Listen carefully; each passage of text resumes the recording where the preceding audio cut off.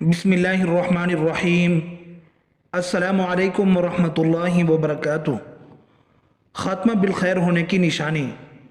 जब अल्लाह ताला किसी से भलाई का इरादा फरमाते हैं तो मौत से पहले उसको 3 आमाल करने की तौफीक अता फरमा देते हैं। 3 आमाल दर्ज झैल हैं। नंबर 1, सैयदना अनस रज़ी अल्लाह अन्हु बयान करते हैं कि रसूलुल्लाह सल्लल्लाहु अलैहि वसल्लम ने फरमाया, जब अल्लाह ताला अपने बंदे के साथ खैर व भलाई का इरादा फरमाता है तो उसको उसके गुनाहों की सज़ा जल्द ही दुनिया में दे देता है, यानी तकलीफ़ों और आजमाइशों के ज़रिए से उसके गुनाहों की मुआफ़ी के असबाब पैदा कर देता है।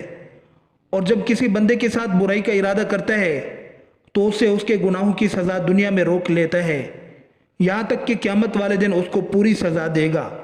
नंबर 2, हज़रत आयशा सिद्दीक़ा रज़ी अल्लाह ताला अन्हा से मरफ़ूअन रिवायत है कि जब अल्लाह ताला किसी बंदे के साथ खैर का इरादा फरमाता है तो उसके मरने से 1 साल पहले एक फ़रिश्ता उसके पास भेज देता है जो उसे बुराई से रोकता है और उसे नेक राह पर डालता है, यहाँ तक कि अच्छे वक़्त पर उसकी मौत बाक़ी होती है तो लोग कहते हैं कि ये बंदा बहुत मुबारक वक़्त पर फौत हुआ है।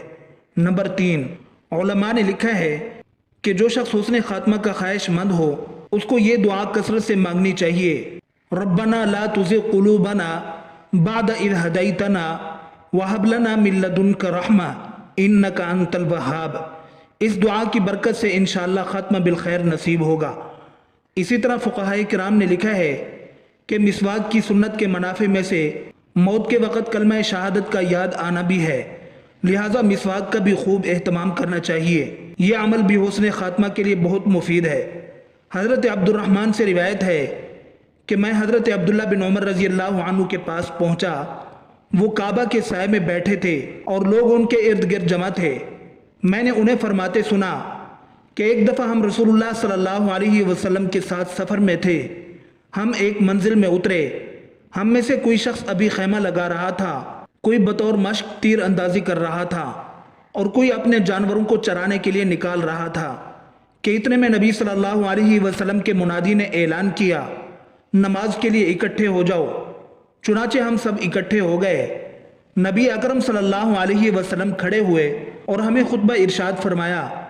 आपने खुतबे के दौरान में फरमाया, जो भी नबी मुझसे पहले गुजरे हैं उन पर ज़रूरी था कि अपनी उम्मत की उन बातों की तरफ रहनुमाई फरमाएं जिन्हें वो उनके लिए बेहतर समझते थे और उन्हें उन चीज़ों से डराएं जिन्हें वो उनके लिए बुरा समझते थे।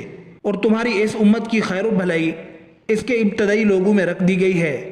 बाद में आने वालों पर बड़ी आजमाइशें आएंगी और ऐसे हालात तारी होंगे जिन्हें वो नापसंद करेंगे। बेशुमार फितने आएंगे जो एक दूसरे के मुकाबले में हल्के मालूम होंगे। एक से बढ़कर एक होगा। एक फितना आएगा, मोमिन समझेगा कि ये मुझे हलाक कर डालेगा, फिर वो फितना टल जाएगा और उसकी जगह और बड़ा फितना आएगा।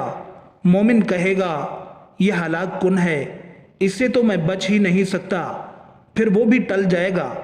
चुनाचे तुम में से जो शख्स चाहता है कि उसे आग से बचाकर जन्नत में दाखिल कर दिया जाए तो उसको मौत इस हाल में आनी चाहिए कि वो अल्लाह ताला और यौम आखिरत पर यकीन रखता हो और लोगों के साथ वही सलूक करे जो वो खुद पसंद करता है कि मेरे साथ किया जाए। जो शख्स किसी इमाम यानी अमीर की बैयत करे, उसके हाथ में अपना हाथ दे और उसे दिली तौर पर खुलूस का अहद करे तो जहाँ तक हो सके वो उसकी इताअत करे। रावी ने कहा, मैंने हज़रत अब्दुल्ला बिन उमर रज़ी अल्लाह अन्हु से करीब होकर पूछा, आपने रसूलुल्लाह सल्लल्लाहु अलैहि वसल्लम को ये सब बातें फरमाते सुना है? उन्होंने फरमाया, हाँ यकीनन। हज़रत अब्दुल्ला बिन मसूद रज़ी अल्लाह अन्हु से रिवायत है कि जनाब रसूलुल्लाह सल्लल्लाहु अलैहि वसल्लम ने फरमाया, हर पैदा होने वाले बच्चे की नाफ में मिट्टी का वो ज़र्रा होता है जिससे उसकी पैदाइश हुई है। फिर एक वक़्त आता है कि इंसान अर्ज़ल उम्र यानी बुढ़ापे की तरफ लौटा दिया जाता है, फिर मौत उसे आ लेती है और वो उसी में दफन होता है जिससे उसकी पैदाइश हुई थी। और मैं मुहम्मदुर रसूलुल्लाह सल्लल्लाहु अलैहि वसल्लम और अबू बकर और उमर की पैदाइश एक ही मिट्टी से हुई है और उसी में ही हम दफन किए जाएंगे। हज़रत अनस रज़ी अल्लाह अन्हु से रिवायत है कि नबी सल्लल्लाहु अलैहि वसल्लम ने फरमाया, मौत की सख्ती तलवार के 1000 दफ़ा मार से ज़्यादा सख्त है।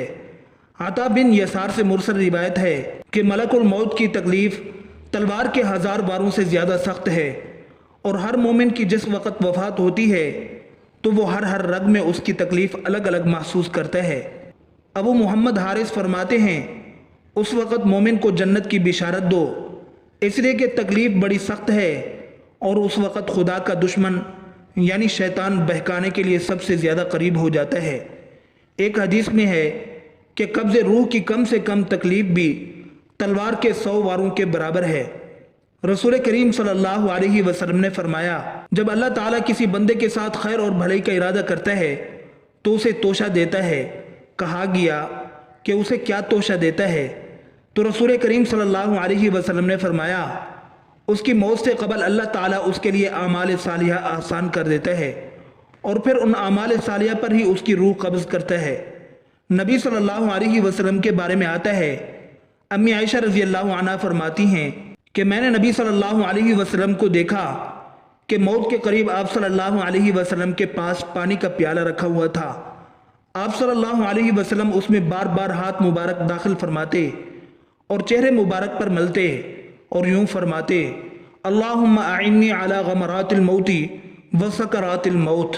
ترجمہ، اے اللہ موت کی شدت اور سختی میں میری مدد فرما۔ یہ دعا ہمیں بھی یاد کرنی چاہیے۔ موت کا تو کوئی نہیں پتا کہ کس وقت آ جائے۔ اس دعا کو ہم یاد کرتے رہیں تاکہ جب اپنے اوپر موت کا معاملہ پیش آئے تو اس دعا کو ہم پڑھتے رہیں۔ یہ سنت ہے۔ اللہ تعالیٰ اپنی رحمت سے ہمیں یہ عطا فرمائے کہ موت کے قریب میں یہ مسنون دعا پڑھنے والے بن جائیں۔ ایک اور دعا بھی حدیث میں ہے، اللہم اغفر لی وارحمنی والحقنی بالرفیق۔ اللہ تعالیٰ کا ارشاد ہے، یا ایھا الذین آمنوا اذکروا اللہ ذکرا کثیرا، اے ایمان والو تم اللہ کا ذکر خوب کثرت سے کیا کرو۔ دوسرے مقام پر فرمایا والذاکرین اللہ کثیرا والذاکرات اعد اللہ لہم مغفرۃ واجرا عظیما۔